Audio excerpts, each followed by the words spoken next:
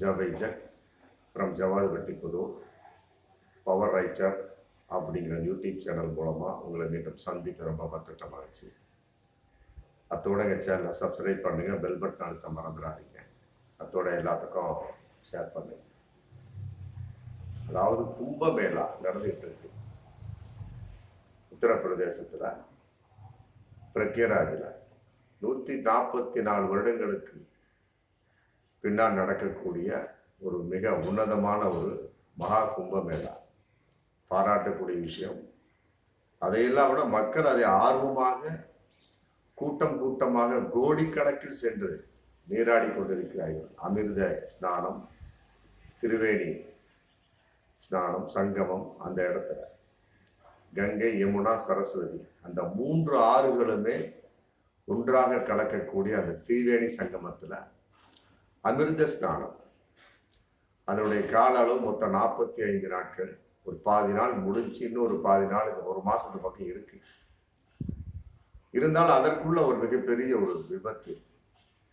30 பேர் இறந்து விட்டதாக ஒரு தகவல். அதாவது விஐபி தரிசனம் தான் இதுக்கு காரணம். முக்கியமான நபர்களை முன்னால விடுங்க, மற்றவங்களை பின்னால விடுங்க. அப்படிங்கிறப்ப அந்த பின்னால விட்ட நபர் என்ன பண்றாரு, முட்டி அடிச்சுக்கிட்டு முன்னால போறாரு. நானும் அவனை மாதிரி மனுஷன் தாண்டா அப்படிங்கிற ஒரு மிகப்பெரிய ஒரு வெளிப்பாடு, தன்னம்பிக்கையின் வெளிப்பாடு, ஒரு உச்சம், ஒரு வேகத்தின் வெளிப்பாடு. முட்டிட்டு இருக்க சமயத்துல ஒரு ஆள் முட்டினா பரவாயில்ல, கோடிக்கணக்கான பேர் முட்டினா என்ன ஆகும்? முடிஞ்சு போயிடுச்சு கம்ப்ளீட். இந்த தடுப்பு சுவர்களை எல்லாம் இடித்து கொண்டு தள்ளக்கூடிய சமயத்துல போலீஸ் தான் ஒன்றும் பண்ண முடியாது.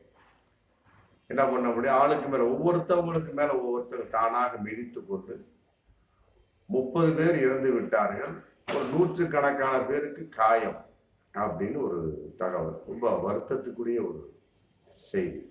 எங்களுடைய பவர் ரைட்டர் யூடியூப் சேனல் மூலமாக இறந்த அனைத்து நல்லுள்ளங்களுக்கும் எங்களுடைய மனதார வருத்தங்களையும் அஞ்சலிகளையும் தெரிவித்துக் கொள்கின்றோம். அந்த மாதிரி ஒரு மிக சோகமான ஒரு நிகழ்வு. சரி, இந்த நிகழ்வு புதுசா அப்படின்னு கேட்டா அதெல்லாம் கிடையாது. இதுக்கு முன்னாலே அதே மாதிரி ஒரு 800 பேர் இறந்துருக்காங்க. அப்புறம் அங்கங்க நடக்கக்கூடிய கும்ப மேளாக்களையும் இறந்துதான் இருக்கிறாங்க. ஆனா இந்த கும்ப மேளாவில் 30 பேர் மட்டும் இறந்து விட்டார்கள். ஒரு 100கணக்கான அப்படிங்கிறதா விட வெறும் 60 பேர் 70 பேர் தான் காயமடைந்தார்கள் அப்படின்னு ஒரு தகவல். அது அப்படியே போயிட்டு இருந்து அப்புறம் நேற்று நாடாளுமன்ற கூட்டத்தொடர், அதாவது திரௌபதி முர்மு அவர்கள் ஆற்றிய உரைக்கு நன்றி செலுத்தக்கூடிய ஒரு கூட்டத்தொடர். அதுல எதிர்கட்சிகள் பேசுவாங்க. நம்ம எதிர்கட்சிகள் பேசக்கூடிய சமயத்தில், அதுவும் மாநிலங்களவை, மக்களவையில பேசக்கூடிய சமயத்துல பேச விடல. பயங்கரமான எதிர்பார்ப்பு. எல்லோருமே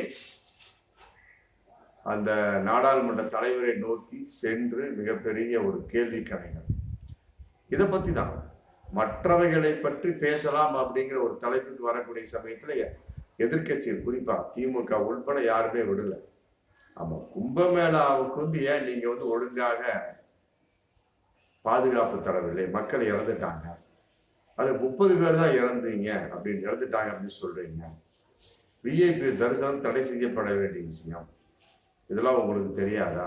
ஆன்மீகம் சொல்றீங்களா, அந்த ஆன்மீக மக்களை நீங்க பாதுகாத்தீங்களா? மோடியை நோக்கியும் யோகிநாத்தை நோக்கி பயங்கரமான கேள்விகளை.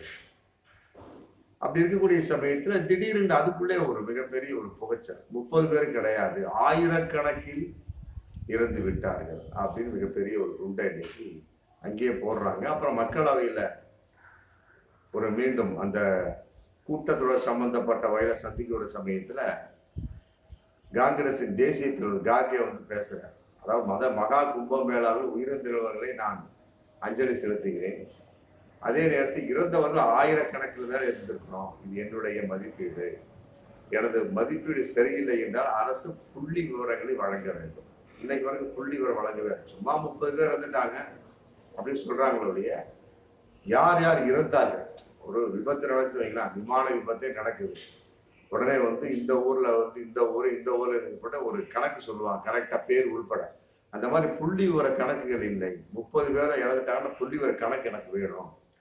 உண்மையில் எத்தனை பேர் இருந்தார்கள் அதை அரசு தெரிவிக்க வேண்டும். ஆமா, மிகப்பெரிய ஒரு சந்தேகம் இன்னைக்கு போயிட்டு 30 பேர்கள் வந்து ஊபி அரசு சொல்லுது. அதுவும் பாஜக அரசு ஆண்டுகிட்டு இருக்கிறதும் மத்தியத்துல பாஜக அரசு 2 பேரும் கைகோர்த்து கொண்டு பொய் சொல்கிறார்களா அப்படிங்கிற கேள்வி இன்னைக்கு வந்தாச்சு. சந்தேகம் வந்தாச்சு.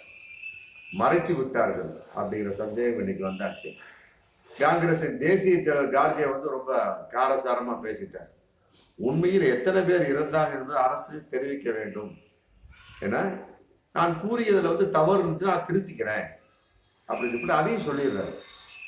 மக்களவையில் நேற்று பயங்கரமான ஒரு விவாதம், மாநிலங்களவையில் பயங்கரமான ஒரு விவாதம்.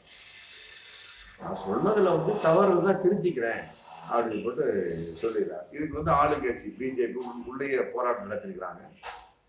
அதுக்கு வந்து அவைத்தவர் ஜக்தீப் தன்கர் வந்து பேசியிருக்கிறார். இதெல்லாம் வந்து முரண்பட்ட செய்திங்க, இது வந்து உலகமே பரவன்னு உங்களுக்கு தெரியாதா, நீங்க பாட்டு உங்க சௌகரியத்துக்கு பேசிட்டு இருக்கிறீங்க.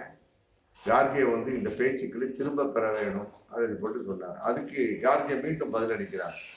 யார் மனதையும் நான் புண்படுத்த வேண்டும் என்று நான் குறிப்பிடவில்லை, ஏன்னா அரசு சரியான விளக்கங்களை தர வேண்டும் அப்படின்னு முடிச்சார்.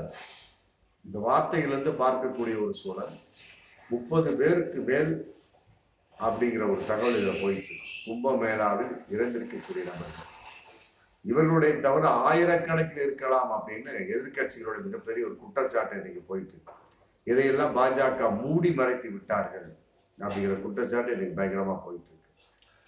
பாருங்க எப்படியெல்லாம் ஒரு மிகப்பெரிய ஒரு விஷயம் விழா, அதுல வந்து பாதுகாப்பற்ற ஒரு நிலைமை. மக்கள் வந்து எங்கிருந்தெல்லாம் வெளிநாட்டுல தான் ஏகப்பட்ட பேர் வந்திருக்கிறாங்க.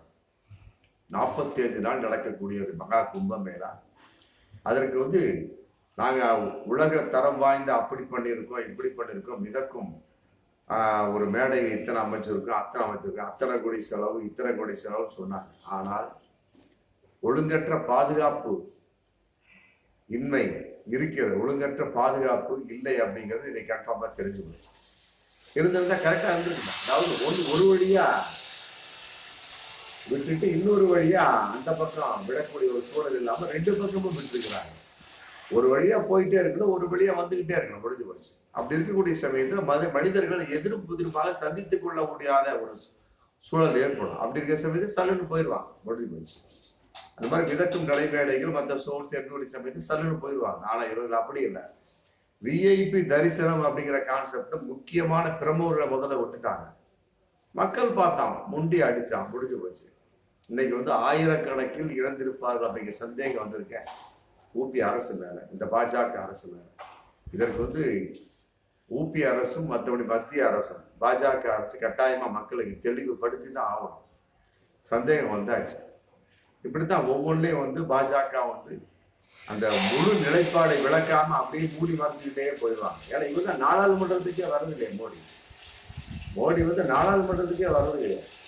ஒரு சௌரியத்துக்கு வருவாரி, ஒரு சௌரியத்துக்கு அதே மாதிரிதான் மணிப்பூர் கான்செப்ட் அப்படித்தான் மூடி மறைக்கப்பட்ட பலவிதமான உண்மை.